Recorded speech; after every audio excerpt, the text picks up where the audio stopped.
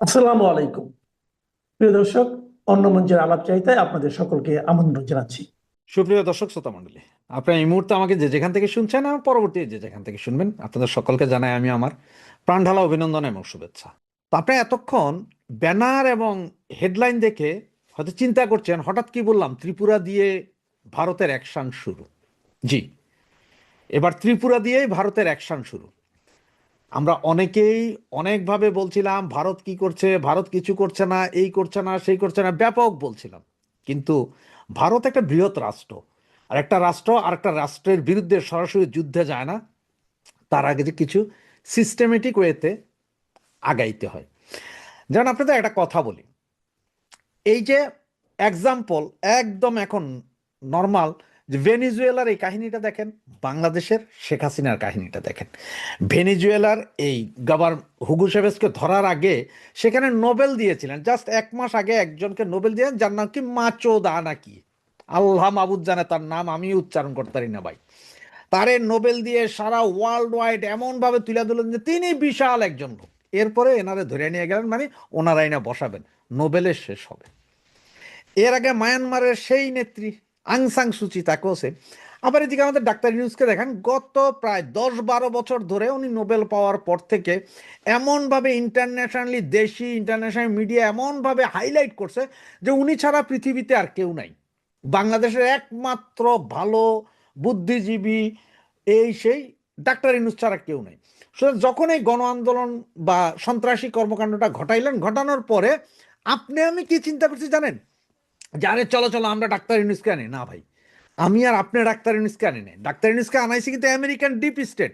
তারাই গত 10-12 বছর ধরে ডাক্তার ইউনূসকে বিভিন্ন পুরস্কার, বিভিন্ন জায়গায় কথা বলতে দিয়া, বিভিন্ন জায়গায় হাইলাইট করে এমন করছে যে আপনার আমার মাথার ভেতরে সিস্টেমে বসাই দিয়েছে ডাক্তার ইউনূসই একমাত্র লোক যে হয়তো বাংলাদেশকে বাঁচাইতে পারবে, কারণ তার ইন্টারন্যাশনালি অনেক আছে কি সংযোগ আছে। সুতরাং ডাক্তার ইউনূস, এটা কিন্তু আমেরিকা করাই দিছে, আপনি আমি বুঝিনি। ঠিক সেম ভাবে দেখেন, এই আমেরিকান ডিপ স্টেট এবং আইএসআই, মানে যেটা আপনার পাকিস্তানের ইন্টেলিজেন্স ব্রাঞ্চ, এরা করলো কি, এরা গত 2-3 বছর যাবৎ ভারত বিদ্বেষী একটা মনোভাব তুলে দিছে সারা বাংলাদেশে ব্যাপকভাবে। মানে এইটা যার পর নাই, মানে সব কিছুতেই তারা ভারত। কারণ হচ্ছে যে ভারতের সাথে যেটা গ্যাদারিং লাইগা যায় বাংলাদেশের, এটা লাভ হচ্ছে পাইক্যাদের। এই পাইক্যারা আমাদের দেশের এই বঙ্গু মুসলমানদেরকে এমনভাবে রেডি করছে, এমনভাবে প্রপাগান্ডা ছড়াইছে যে সব কিছুই ভারতের দিয়া ফেলাইছে, সব ভারত খেয়ে ফেলাইছে। বাংলাদেশ পুরা ভারতের অঙ্গরাজ্য, ওই যে ত্রিপুরা মিপুরা এগুলার মতো, এটা হচ্ছে খাওয়াইছে। আর আমরাও কি মনে করছি, হ্যাঁ তার মানে এটা ভালো। এখন দেখেন সেটার ফল পাচ্ছে। আজকে আপনারা অনেকে বলবেন যে ভাই ভারত তো এটা রাজনীতি নিয়ে আসছে, কারে আমাদের এই মুস্তাফিজরে খেলতে না দিয়া ওরা মানা করে দিছে, এটা তো ঠিক করে নাই। আরে ভাই, আজ থেকে 7 বছর আগে মুস্তাফিজ যখন প্রথম প্রথম ক্রিকেটে আসে, তখন বাংলাদেশের এই বঙ্গু আপনারাই চিল্লেছিলেন কেন ভারতে খেলতে দেওয়া হইলো, ওর টেকনিক তো ভারত যায় না, যাবে আমরা ওয়ার্ল্ড কাপ জিততাম এই এক মুস্তাফিজরে দিয়া, এগুলো বলে ব্যাপক কথা কইছে, তখন আন্দোলন হয়েছিল। আর এখন যখন ভারত নিবে না, এখন আবার আপনাকে যে কেন ভারত নিবে না, এটা রাজনীতিকরণ। এই ভাই, রাজনীতিকরণ এইখানে এই আইপিএল যদি মুস্তাফিজ যা খেলে, তাহলে তো মুস্তাফিজের নিজের লাভ, 12 কোটি টাকা মস্কারি না, হের নিজের লাভ, দেশের কি লাভ। ওয়ার্ল্ড কাপে আপনারা সাকিবুল হাসানরে খেলতে দেন নাই, এইবার ওয়ার্ল্ড কাপে ও তো বিশ্বের 1 নম্বর প্লেয়ার ছিল। ও যদি 20টা রান করতো তাহলে দেশের খাতায় 20 রান যোগ হইতো, সেটা তো দেশের জন্য লাভ ছিল। তখন তো আপনারা চিন্তা করেন নাই, তখন তো এটা রাজনীতিকরণ করছেন যে আওয়ামী লীগের এমপি সে খুনি। হে কি তখন খুনি ছিল? হে তো তার আগে 4 মাস আগে থেকে কানাডাতে খেলতেছিল। কিন্তু তারে কেন আপনারা দিলেন না? সেই সময় চিন্তা করা যাইতো না যে না, আমরা খেলার ভিতরে রাজনীতি আনবো না, থাক ছেড়ে দিই। এখন ভারত চিন্তা করতেছে আপনারা হয়তো বোমা নিয়ে যাইবেন, ব্যাডের ভিতরে হয়তো বোমা নিয়ে যাবেন, ভারতের স্টেডিয়ামে যে ঘুরে মাইরে দিবেন, এরপরে শখানিক লোক মরে যাবো গা। এই জন্য ভারত খেলতে দিবে না। আর আপনারা সারাদিন বৈশা ভারতের গালাগালি গালাগালি গালাগালি গালাগালি করতেছেন। আর ভারতের পাবলিক এরপরও আপনাদের বলছে আসুন আসুন আসুন মশাই আসুন, আপনারা তো বড় বড় মুসলমানের দোচা, আপনারা আসুন আপনাদেরকে আমরা চুষি নাকি, এই ধরনের ভাবছিলেন। ভারতের পাবলিক যা করছে 100% ঠিক করছে। আপনারা প্রতিদিন এখানে ঘরে বৈশা ওই রাইতের বেলা বউয়ের লগে ল্যাংডা হইয়া চিন্তা করবেন যে 7 সিস্টার খাইয়া দিব, আর ভারত আপনাদেরকে খালি নম নম করবো, এটা হবে ভাই? হবে না। এই জন্যই ভারত মোক্ষম জায়গায় লাগাই দিছে। এখন কি করবেন? আইপিএল আপনি চালাইতে দিবেন না? বাংলাদেশ চালাইয়েন না, সমস্যা কি? পাবলিক যারা খেলা দেখার তারা ভিপিএন লাগাইয়া দেখবে। এ ভাই, ফ্রি ভিপিএন আছে হাজার হাজার, যে কোনো একটা দিয়ে দেখা যায়, কোনো সমস্যা নেই।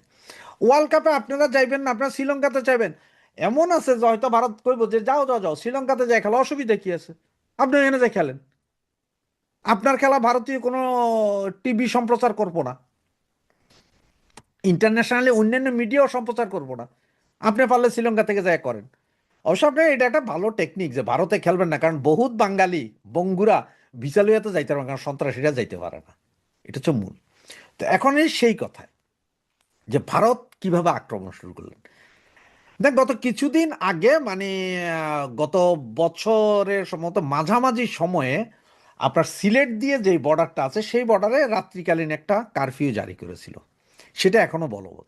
এরই মধ্যে গতকাল ত্রিপুরার এখানে 400 কত কিলোমিটার সীমান্ত আছে, দুর্গম নদী নালা খাল বিল পাহাড় পর্বত, এই জায়গায় ওনারা সান্ধ্যকালীন কারফিউ জারি করে দিয়েছে ভারত। মানে নোম্যান্স ল্যান্ড, 0 থেকে 500 মিটার পর্যন্ত সান্ধ্যকালীন কারফিউ। এতে কি হবে? সন্ধ্যা 6টা থেকে কারফিউ লাগবে ভোর 6টা পর্যন্ত। আর এই কারফিউ চলা অবস্থায় ওখানে যারাই পাবে, কারফিউতে কি আছে, দেখা মাত্র গুলির নির্দেশ, ফালাই দিবে, কারফিউ চলে। তার মানে এই কারফিউ চলার কারণে চোরাচালান থেকে শুরু করে যা যা ওই যে 2 নম্বরই করে আনতো ভারত থেকে, সব ব্লক করে দিল। এবং এই কারফিউ চলার কারণটা কেন দেখাইছে যে এই কারফিউ ওনারা দেখাইলো, ভারত যেটা বলতেছে সেটা হচ্ছে যে বাংলাদেশে বর্তমানে পাকিস্তানি গোয়েন্দা সংস্থা এবং পাকিস্তানি সন্ত্রাসী গোষ্ঠীগুলো এত বেশি বেড়ে গেছে যে এরা যে কোনো মুহূর্তে যে কোনো অকারেন্স ঘটাইতে পারে ভারতে যায় এইসব সীমান্ত দিয়া। মানে এই যে ত্রিপুরার ওই সাইড দিয়া সীমান্ত দিয়া বা 7 সিস্টার ওই সাইড দিয়া দুর্গম এলাকা আছে, ওখান দিয়ে যায় ভারতের সন্ত্রাসী আক্রমণ চালাবে। এই জন্য প্রথমে কারফিউ জারি করলো। এগুলো কিন্তু যে আপনার কাশ্মীরের অনেক আগে থেকেই চলে, সেম এই ঘটনা। এছাড়া আপনি দেখেন এই যে হিন্দুদেরকে মারা, এই যে দীপুচন্দ্র দাস, এরপরে আপনার আরেকটা হিন্দু ব্যবসায়ীকে ছুরি মেরে পরে আগুন জ্বালাই দিছেন। গতকাল রাতে আবার আরেক হিন্দু মহিলার ধর্ষণ করে চুল কেটে গাছের সাথে বেঁধে রেখেছেন। এগুলা কিন্তু ভারত সব দেখতেছি, ইন্টারন্যাশনাল মিডিয়া কিন্তু নিচ্ছে। আর ভারতের যে মুসলমান আছে 35 কোটি বা 40 কোটি, আমরা যে মুসলমান বলি, এই মুসলমানদের সবচেয়ে বড় নেতা ওয়াইসি, উনিও গতকাল আপনার ভারতীয় এনআইটিভিতে দেওয়া একটা সাক্ষাৎকারে বলছেন যে বাংলাদেশে হিন্দু নিধন হচ্ছে। ভারতীয় সরকারের কাছে এই বৃহৎ মুসলিম নেতাও দাবি জানাইছেন যে এই বিষয়ে কথা বলেন, এবং উনি এইটাও বলছেন যে ভেনিজুয়েলা থেকে আমেরিকা যদি তুলে আনতে পারে তাহলে ভারত কেন পারে না। ইশারাটা কিন্তু বাংলাদেশের দিকে দিয়েছে। উনি কিন্তু মুসলিম নেতা, ওনারা মুসলিম ঠিক আছে, কিন্তু ওনারা ভারতীয়, বাংলাদেশের বঙ্গুদের মতন না। যেমন আপনার এইখানে যখন আপনার ভারত বিদ্বেষী কথাবার্তা যখন বাংলাদেশে হয় তখন কিন্তু বাংলাদেশের হিন্দুরা কোনো কথা বলে না, কেমনে বলে, এটা বললেই পীড়া। কিন্তু ভারতে ওই জিনিস নেই। ভারতে বৈশা আপনার ভারত বিদ্বেষী কথা বলবেন, সেটা কিন্তু ভারতীয়রা মানে না। এটা হোক হিন্দু, হোক মুসলিম, হোক বৌদ্ধ, হোক খ্রিস্টান, এটা সবাই এক এক। তাদের কাছে আগে ভারত, পরে রিলিজন। রিলিজন আর দেশ এক জায়গায় করে না, যেটা আমাদের দেশে বঙ্গুরা মিলাইতেছে। অবশ্য আমাদের তো দেশই নেই, আমরা তো এখন পূর্ব পাকিস্তান আর পশ্চিম পাকিস্তান ভাই ভাইকে নিয়ে খেলা। তো ইন্ডিয়া এই যে খেলাটা শুরু করলো, এই যে কারফিউ জারি করলো, এই কারফিউর পরে কি হইতে পারে? কারফিউর পরে হয়তো এমনও হইতে পারে যে আস্তে আস্তে আমাদের এখানে ওই যে যেগুলা পাঠায় মাল, চাইল ডাইল আটা লবণ তেল, এগুলা বন্ধ করতে পারে। অর্থনৈতিক একটা বড় অবরোধও আসতে পারে, সেটাও এসে যেতে পারে। এবং এটা হয়তো 2 মাস 4 মাস 6 মাসের ভেতর আসতে পারে। দেখেন আপনার ভারতের পররাষ্ট্রমন্ত্রী এসে তারেক জিয়ার সাথে কথা বলে যাইয়া 3 দিনের দিনই কাম ঘটাই দিল। উনি কিন্তু ভারতে যাওয়ার পরে, পররাষ্ট্রমন্ত্রী জয়শঙ্কর, উনি ভারতে যাওয়ার পরে একটা কনফারেন্সে, মানে স্টুডেন্টদের সাথে একটা কনফারেন্সে বলছিলেন ভালো প্রতিবেশী খারাপ প্রতিবেশী, ইঙ্গিতটা কিন্তু বাংলাদেশ এবং পাকিস্তানের জন্যই, দুই প্রতিবেশীর জন্য দিয়ে দিয়েছে। এইদিকে যতটুকু জানা গেছে চায়না থেকে যে মালামাল কিনছিল অস্ত্রশস্ত্র বাংলাদেশ, সেটা নাকি বাতিল করে দিয়েছে। তো ভারতীয় অ্যাকশন শুরু হয়েছে, যদিও আস্তে। আপনার মনে রাখতে হবে যে স্লোলি আস্তে আস্তে করবে, হোমিওপ্যাথিক ডোজের মতন। হোমিওপ্যাথিক দেখেন না, প্রথমে বাড়ায় পরে আস্তে আস্তে কমায়, এবং ফুল একদম চিরতরে নিঃশেষ করে দেয় যে কোনো জিনিস, হোমিওপ্যাথিক ওষুধ, ভারত সেম একই ডোজ দিবে আপনাদের আস্তে আস্তে। এখন কারফিউ, এরপরে হয়তো বিদ্যুৎ বন্ধ করবে, এরপরে গঙ্গার পানি বন্টন চুক্তি, এটা ঝুলা যাবে গা, তিস্তা তো ঝুলা আছে, আরও 4-5টা নদী যা আছে এগুলো আস্তে আস্তে ঝুলা যাবে। মানে আপনাদের বাতে মারবে, পানিতে মারবে, ল্যাংটা করে কাপড় চোপড় ছাড়াও মারবে, এমন অবস্থা বঙ্গুদেরা করবে যে আপনারা দেখা থাকেন। শুরু হচ্ছে ভারতের খেলা, শুরু হয়ে গেছে। মিডিয়ার বরাত দিয়ে বলা হচ্ছে যে ওবায়দুল কাদেরের অবস্থা সংকটাপন্ন এবং তিনি বর্তমানে অ্যাপোলো হাসপাতালের লাইফ সাপোর্টে আছেন। এই খবরটি সত্যি কিনা এটা জানতে চেয়েছেন। তো আমি যোগাযোগ করেছি ভারতে, একদম সর্বোচ্চ পর্যায়ে যোগাযোগ করেছি। মূল ঘটনা হলো যে এখন কলকাতায় শীত পড়েছে, সিজন চেঞ্জ হচ্ছে। তো আওয়ামী লীগ নেতা ওবায়দুল কাদেরের একটু ঠান্ডা লেগেছে। তো যেহেতু তিনি এর আগে তার হার্টে বাইপাস করা হয়েছে, সেহেতু তিনি একটু ডাক্তার দেখাতে গিয়েছিলেন। তো হাসপাতালে ডাক্তার দেখিয়েছেন এবং তিনি দুপুরে বাসায় ফিরে এসেছেন। বাসায় ফিরে এসে তিনি গরুর গোশত দিয়ে লাঞ্চ করেছেন এবং তিনি বর্তমানে সুস্থ আছেন। তিনি আদৌ লাইফ সাপোর্টে যাননি বা হাসপাতালে ভর্তি হননি বা এমন কোনো ঘটনা ঘটেনি যে তিনি আজকে একেবারে সংকটাপন্ন অবস্থায় চলে গেছেন। একটা মিডিয়া দেখলাম আরো বলেছে যে এই অবস্থায় তাকে মানে আহ, চিকিৎসা দেওয়া সম্ভব হচ্ছে না, এই জন্য তাকে বাসায় ফিরিয়ে নেওয়া হচ্ছে এবং বাসায় লাইফ সাপোর্টের অ্যারেঞ্জমেন্ট করে তাকে চিকিৎসা দেওয়া হচ্ছে। মানে তার অবস্থা এতটাই খারাপ যে হাসপাতালে তিনি আর চিকিৎসার অবস্থায় নেই। মানে গাঁজাখুরির তো একটা সীমা থাকা উচিত। প্রথমত হলো আপডেট হলো যে আওয়ামী লীগ নেতা, আওয়ামী লীগের সাধারণ সম্পাদক ওবায়দুল কাদের বর্তমানে সুস্থ আছেন, একটু ঠান্ডা লেগেছে। কিন্তু আরো একটি বিষয়ে কথা বলতে চাই যে আমাদের মিডিয়াগুলো কিসের ভিত্তিতে এই নিউজটা করলো? ওবায়দুল কাদেরকে অসুস্থ দেখালে কি এই নিউজ সরকারের খুব সুবিধা হবে নাকি? মানে এবং দেখলাম যে কোনো কোনো মিডিয়া একদম ভারতীয় সাংবাদিকের নাম দিয়ে আজকে বাংলাদেশ সময় বিকেল 5টা-6টার দিকে আর কি, এবং একাধিকবার নিউজ করেছে এবং তাতে তারা দেখাচ্ছে যে ওবায়দুল কাদের ভাইয়ের অবস্থা খুব খারাপ। This is very unfortunate. একজন সাংবাদিকতার শিক্ষক এটা বলতেন যে যখন মূলধারার মিডিয়াগুলো তাদের দায়িত্ব পালনে ব্যর্থ হয় তখন বিকল্প গণমাধ্যম তৈরি হয়। তো আজকে এই যে এই মধ্যরাতে ঘুম থেকে উঠে আপনাদের সাথে কথা বলছি তখন স্যারের সেই কথাটা খুব মনে পড়ছিল এবং ওবায়দুল কাদেরের এই শারীরিক অবস্থা নিয়ে এ ধরনের মিথ্যাচার নিন্দা জানাবার ভাষাও নেই। বয়স হচ্ছে, তার বেশ কিছু অসুখ আছে, এটা সত্যি, এবং তিনি অসুস্থ হতেই পারেন, কিন্তু জোর করে একটা সুস্থ মানুষকে বা সামান্য ঠান্ডা লেগেছে, সর্দি কাশি, সেটাকে একেবারে লাইফ সাপোর্টে নিয়ে যে কি সাংবাদিকতা তারা উপহার দিচ্ছে ভাবতেও খুব কষ্ট হয়। ইউনূসের বাংলাদেশের গণমাধ্যম কোথায় নেমেছে? যাই হোক, আপডেটটা দিলাম, আজ এ পর্যন্তই। ভালো থাকবেন, সুস্থ থাকবেন, এই গণমাধ্যমের ভুয়া সংবাদ থেকে দূরে থাকবেন। বাংলাদেশের আসন্ন জাতীয় সংসদ নির্বাচনকে সামনে রেখে চোরাগোপ্তা হামলা, অবৈধ অস্ত্রের ব্যবহার ও নাশকতার আশঙ্কা বাড়ছে। বাংলাদেশের পুলিশ ও আইন শৃঙ্খলা বাহিনী এমন আভাস পেয়েছে, অবৈধ অস্ত্র উদ্ধার ও সন্ত্রাসীদের ধরতে যৌথ বাহিনীর অপারেশন শুরুর জন্য শিগগিরই স্বরাষ্ট্র মন্ত্রণালয় থেকে পরিপত্র জারি করা হতে পারে। কিন্তু এমন পরিস্থিতির মধ্যে বাংলাদেশের অন্তর্বর্তী সরকারের চিন্তা বাড়িয়েছে ভারতের আসাম ও ত্রিপুরায় 11 জঙ্গি গ্রেপ্তার হওয়ার খবর, যাদের সাথে বাংলাদেশের জঙ্গিদের একটি গ্রুপের সরাসরি যোগাযোগ আছে। আসাম পুলিশের বিশেষ টাস্ক ফোর্স বা এসটিএফ অপারেশন প্রঘাত নামে একটি অভিযানে আসাম ও ত্রিপুরা থেকে এই 11 জনকে গ্রেপ্তার করে। বাংলাদেশের জন্য উদ্বেগের বিষয় হলো, ভারতের পুলিশ বলছে গ্রেপ্তারকৃতদের সংগঠনের নাম হলো ইমাম মাহমুদের কাফেলা বা আইএমকে, যে সংগঠনটি মূলত বাংলাদেশে কাজ করছে। সংগঠনটি জামায়াতুল মুজাহিদিন বাংলাদেশ বা জেএমবির একটি বাংলাদেশ ভিত্তিক শাখা, যা ভারতে নিষিদ্ধ। ভারতীয় পুলিশের দাবি 2024 সালের আগস্টে রাজনৈতিক পট পরিবর্তনের পর জেএমবি, আনসারুল্লাহ বাংলা টিম এবং আল কায়দা ইন ইন্ডিয়ান সাবকন্টিনেন্ট বা AQIS এর সিনিয়র নেতারা IMK কে ভারতের সেভেন সিস্টার্সকে অস্থিতিশীল করার দায়িত্ব দেয়। এর মধ্যে বাংলাদেশি নাগরিক ওমর এবং খালিদকে আসাম ভিত্তিক কার্যক্রম সমন্বয় করার দায়িত্ব দেওয়া হয়।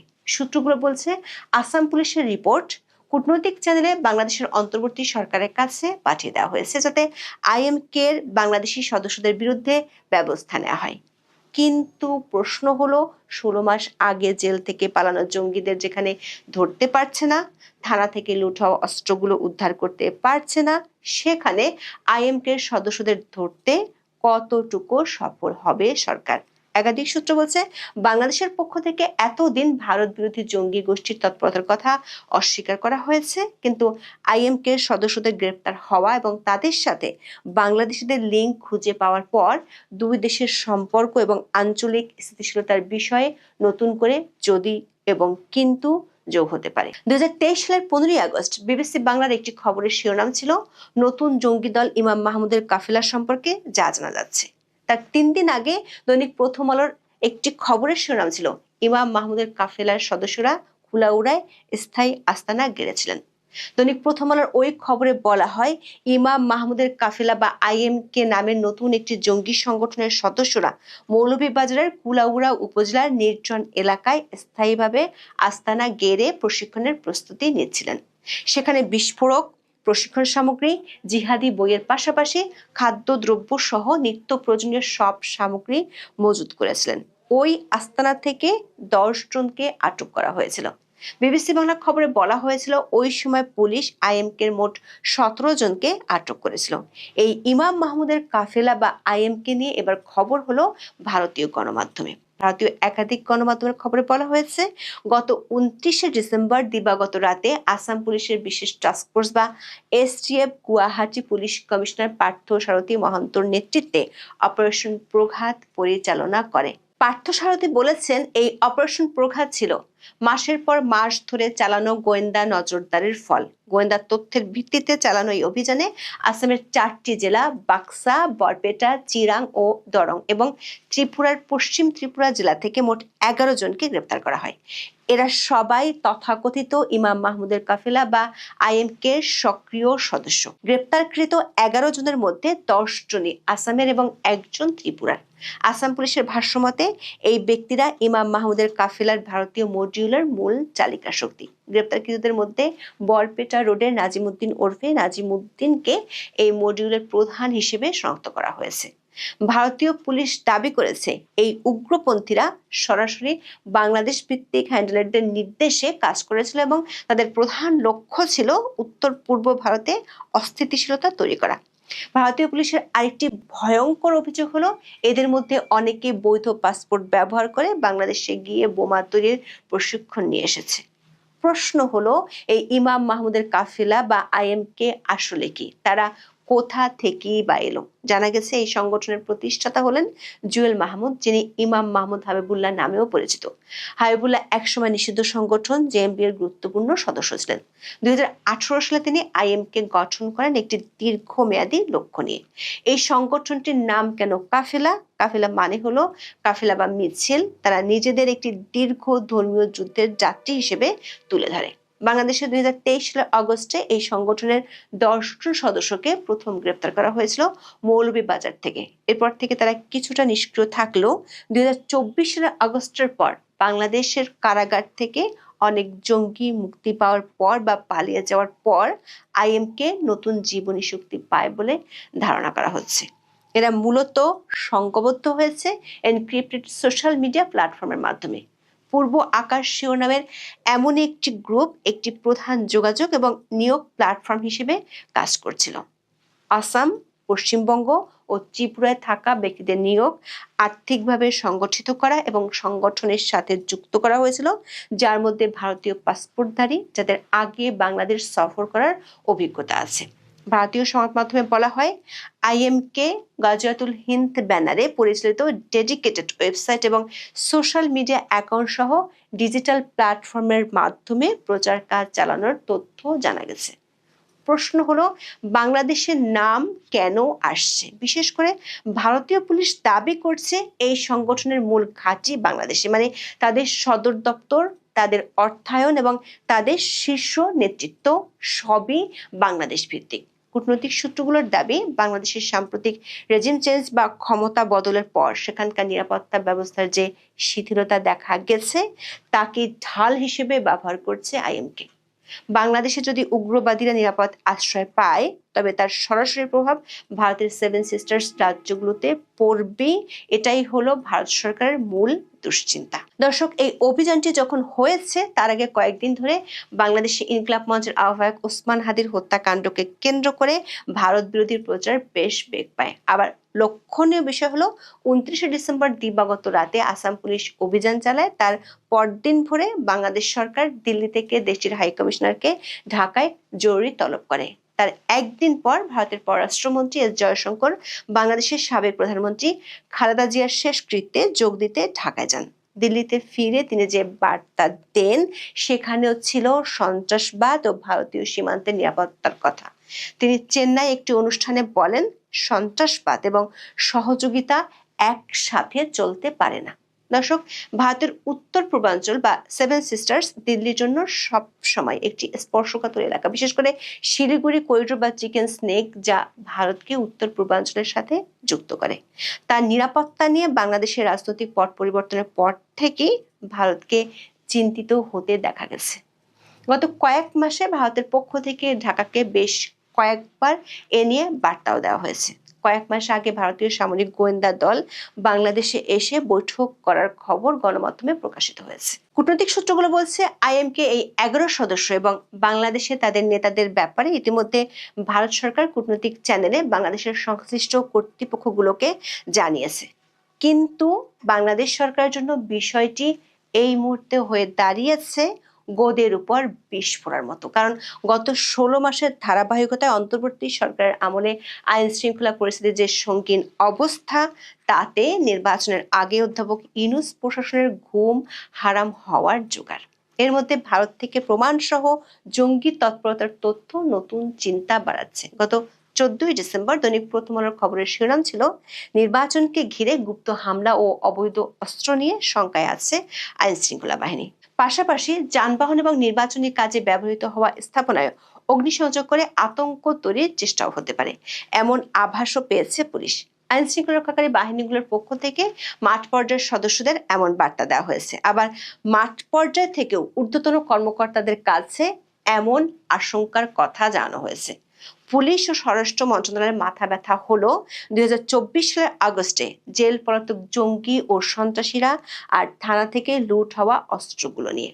সবশেষ 3রা জানুয়ারি দৈনিক বণিক বার্তায় প্রকাশিত খবরে বলা হয়েছে, দেশের বিভিন্ন কারাগার থেকে পালিয়ে যাওয়া বন্দীদের মধ্যে এখনো 713 জন ফেরারি। এসব বন্দীর মধ্যে দুর্ধর্ষ অপরাধীও রয়েছেন। পলাতক 79 জঙ্গির মধ্যে ছিল 9 জন ফাঁসির দণ্ডপ্রাপ্ত। সব জঙ্গি এখনো ধরা ছোঁয়ার বাইরে। সংশ্লিষ্টদের ধারণা 2023 সালে আইএমকে যে 17 জন সদস্য গ্রেপ্তার হয়েছিল তারা সবাই 2024 সালের 5ই আগস্টের পর পালিয়ে গেছে। তারাই আবার সংগঠিত হয়ে ভারতীয় সীমান্তে তৎপরতা চালাচ্ছে। নির্বাচন কমিশন সূত্রে জানা গেছে, কমিশনের মাথা ব্যথা এখন আইন শৃঙ্খলা পরিস্থিতি, জেল পলাতক সন্ত্রাসী আর লুট হওয়া অস্ত্রগুলো নিয়ে। জেল পলাতক সন্ত্রাসী ধরতে আর লুট হওয়া অস্ত্র উদ্ধারে বাংলাদেশের অন্তর্বর্তী সরকারের ব্যর্থতা চোখে পড়ার মতো। ওসমান হাদি মৃত্যুর পর স্বরাষ্ট্র মন্ত্রণালয় হঠাৎ করে অপারেশন ডেভিল হান্ট ফেজ 2 শুরু করেছিল, কিন্তু সেই অভিযানে সন্ত্রাসী ধরার চেয়ে বেশি ধরা হয়েছে আওয়ামী লীগের কর্মী আর সমর্থকদের। স্বরাষ্ট্র মন্ত্রণালয় সূত্রে জানা গেছে, ডেভিল হান্ট ফেজ 2 শুরুর সময় পুলিশের জন্য প্রতিদিনের টার্গেট দিয়ে দেওয়া হয়। সে টার্গেট পূরণ করতে গিয়ে পুলিশ আওয়ামী লীগের সমর্থকদের পাইকারি ধরে গ্রেপ্তার শুরু করে। এই অভিযানে চিহ্নিত সন্ত্রাসী, পলাতক আসামি ও অস্ত্র উদ্ধারের হার সাধারণ অভিযানের চেয়ে কম। নির্বাচন কমিশন অবশ্য ঘোষণা দিয়ে বা পরিপত্র জারি করে সাঁড়াশি অভিযান শুরু করতে চায়। জঙ্গি নেই বলে দাবি করে আসা সরকারের স্বরাষ্ট্র মন্ত্রণালয় ও পুলিশ বাহিনী পড়েছে এখন বিপাকে। কারণ এরই মধ্যে 27শে ডিসেম্বর কেরানীগঞ্জের হাসনাবাদ হাউজিং এলাকায় উম্মাল কুরআন ইন্টারন্যাশনাল মাদ্রাসা ভবনে ভয়াবহ বিস্ফোরণের ঘটনা ঘটে। সেখান থেকে পুলিশ বিপুল পরিমাণ বিস্ফোরক ও বোমা তৈরির সরঞ্জাম উদ্ধার করে। প্রাথমিক তদন্তে পুলিশ নিশ্চিত হয়েছে ওই মাদ্রাসার পরিচালক আলামিন শেখ নিষিদ্ধ জঙ্গি সংগঠন জেএমবির সক্রিয় সদস্য। তিনি তামিম সরার গ্রুপের সঙ্গে সম্পৃক্ত ছিলেন। ঘটনার পর থেকে আলামিন পলাতক রয়েছে। 2017 সালে নারায়ণগঞ্জের ফতুল্লা থানার বক্তাবলী এলাকা থেকে র্যাব এই আলামিনকে গ্রেপ্তার করেছিল। 2017 থেকে 2023 সাল পর্যন্ত তার বিরুদ্ধে ঢাকার বিভিন্ন থানায় 7টি মামলা হয়, এর মধ্যে 4টি জঙ্গি সংক্রান্ত। অথচ কিছুদিন আগেও সরকারের কর্তা ব্যক্তিরা জঙ্গি তৎপরতাকে আগের সরকারের নাটক বলে দাবি করেছিল। দর্শক, রানীগঞ্জে বিস্ফোরণের পর নির্বাচনকে সামনে রেখে জঙ্গিদের তৎপরতা নিয়ে এমনিতেই সরকার চিন্তিত। এর মধ্যে ভারতে বাংলাদেশের আইএমকে সহযোগীদের গ্রেপ্তারের খবর সরকারের সেই চিন্তাকে আরো বাড়িয়ে দিয়েছে। ভারতের সাথে সম্পর্কের ক্ষেত্রে চলমান শীতলতার মধ্যে এই ইস্যুটি নতুন করে রসদ যোগাবে কি না সেটি এখন দেখার বিষয়। বিশেষ করে আঞ্চলিক নিরাপত্তা ইস্যুতে ভারতের পক্ষ থেকে যে উদ্বেগের কথা তুলে ধরা হচ্ছিল সেটির পক্ষে অনেক বড় জোরালো দাবি হবে এই আইএমকে 11 সদস্যের গ্রেপ্তার। আশঙ্কার বিষয় হলো আইএমকে কাফিলা গ্রুপ যে শুধু ভারতে কাজ করছে তা নয়, তারা বাংলাদেশেও আছে। নির্বাচনের আগে যদি এই গ্রুপটির তৎপরতা বাংলাদেশেও দেখা যায় সেটি হবে বড় দুশ্চিন্তার বিষয়। এখন আমেরিকা তাহলে কেন এই মিথ্যা অভিযোগ তুলে নিকোলাস মাদুরোকে বিচার করছে? এর কারণ হচ্ছে নিকোলাস মাদুরো তার দেশে খুবই জনপ্রিয়। তার দেশেও ডক্টর ইউনূসের মতো এক কালপিটকে তৈরি করেছে, মাসুদা, যাকে এই আমেরিকা নোবেল প্রাইজ দেওয়ারও ব্যবস্থা করেছে। এবং আপনারা দেখবেন কিছুদিন পরে তাকেই কিন্তু সিনে নিয়ে আসা হবে। এখন যে ভাইস প্রেসিডেন্ট আছে তাকে আমেরিকা প্রেসক্রিপশন দিয়েছে, আমেরিকার কথা মতো চলতে হবে। তাদের কথা মতো যদি না চলে সেই মাসুদাকে এনে এখানে বসাবেন। তিনি এই ডক্টর ইউনূসের মতো রাষ্ট্রকে বিক্রি করার জন্য, রাষ্ট্রের তেল সম্পদ আমেরিকার হাতে তুলে দেওয়ার জন্য নোবেল প্রাইজ পেয়েছেন। এখন খেয়াল করে দেখেন ডক্টর ইউনূসের সাথে ওই মহিলার সম্পর্কটা কি, মানে তার রিলেশনশিপটা, তার যে অবস্থানটা কি। মানে পৃথিবীতে সব দেশে সবকালে ভৌগোলিক সীমারেখা বাদ দিলে আপনি দেখবেন সব জায়গাতেই কিন্তু মির্জাফরের জন্ম হয়। মির্জাফররা যুগে যুগে আসে, ভবিষ্যতেও আসবে। এই মির্জাফরকে দিয়েই দেশের স্বাধীনতা লুণ্ঠিত করা হয়। এই মির্জাফরদেরকে দিয়েই দেশকে পরাধীনতার সিঙ্গলে আবদ্ধ করা হয়। ডক্টর ইউনূস এসে যেভাবে আমাদের আমেরিকার কাছে আমাদের পোর্টটি তুলে দিল, আমেরিকা এবং ডেনমার্কের কাছে যেভাবে আরেকটি বন্দর দিয়ে দিল, যেভাবে করিডোরটি দিয়ে দিল, ঠিক যেভাবে একটি নন ডিসক্লোজার এগ্রিমেন্ট আমেরিকার সাথে করলো। আমেরিকা এখন সেনানিবাসে যেতে পারবে, আমেরিকা এখন পোর্টে যেতে পারবে, আমেরিকা এখন এয়ারপোর্টে যেতে পারবে। আমেরিকা যা কিছু নিয়ে আসবে সেটি চেক করা যাবে না। তার মানে ভবিষ্যতের নিকোলাস মাদুরো কে হতে যাচ্ছে? এখন সেই নিকোলাস মাদুরোটা কি আমেরিকা এসে করবে, নাকি অন্য কাউকে দিয়ে সে নিকোলাস মাদুরোর মতো ধরে নিয়ে যাওয়ার কাজটি করবে? আপনারা একটা জিনিস খেয়াল করলে দেখবেন বাংলাদেশের 4,000 কিলোমিটার জায়গা জুড়ে আছে ভারতীয় বর্ডার। এই ভারতীয় বর্ডারে 7টি ভারতের অঙ্গরাজ্য রয়েছে। আমরা দেখেছি এই তত্ত্বাবধায়ক সরকার বা অন্তর্বর্তীকালীন সরকার ক্ষমতায় আসার পর থেকে বারবার ভারতের অখণ্ডতাকে বিনষ্ট করার স্লোগান উঠছে এবং ভারতকে যতভাবে উত্তক্ত করা যায়, ভারতকে যতভাবে পীড়া দেওয়া যায়, ততভাবেই এই ডক্টর ইউনূস চিন্তা করছে। এখন আগামী কয়েকদিন পর যদি ভারতীয় বাহিনী চিন্তা করে, রাশিয়া যেভাবে ইউক্রেন দখল করে নিয়েছে, ইসরায়েল যেভাবে গাজার উপরে হামলা চালিয়েছে, আমেরিকা যেভাবে নিকোলাস মাদুরোকে তুলে নিয়ে গেছে, বাংলাদেশের তুলনায় আমেরিকার চাইতেও ইন্ডিয়া শক্তিশালী। তার চারপাশ দিয়ে ঘিরে রেখেছে তারা। এখন প্রতিনিয়ত হিন্দুদের উপরে যে নির্যাতন, ভারতে খেলতে যাবে না বলে যে আস্ফালন, এর ফলে যদি এখন ভারতের মোদি সরকার এরকম কোনো ডিসিশন নেয়, তাহলে ডক্টর ইউনূসকে কোন মামলায় গ্রেপ্তার করবেন? নিশ্চয়ই খুনের মামলায়, নিশ্চয়ই মানবতা বিরোধী অপরাধের মামলায়, কারণ অসংখ্য পুলিশের হত্যা করার পর ডক্টর ইউনূস সেটাকে মওকুফ করে দিয়েছেন। 4000 আওয়ামী লীগের কর্মীকে হত্যার দায় এবং সাম্প্রতিক ধর্ম অবমাননার দায়ে দীপু দাসকে রাস্তায় পিটিয়ে এবং আগুনে লাগিয়ে হত্যার দায়ে এই ডক্টর ইউনূসের বিরুদ্ধে সেই রকম একটি অভিযান যদি পরিচালিত হয় তাহলে কিন্তু অবাক হবেন না। ভালো থাকবেন।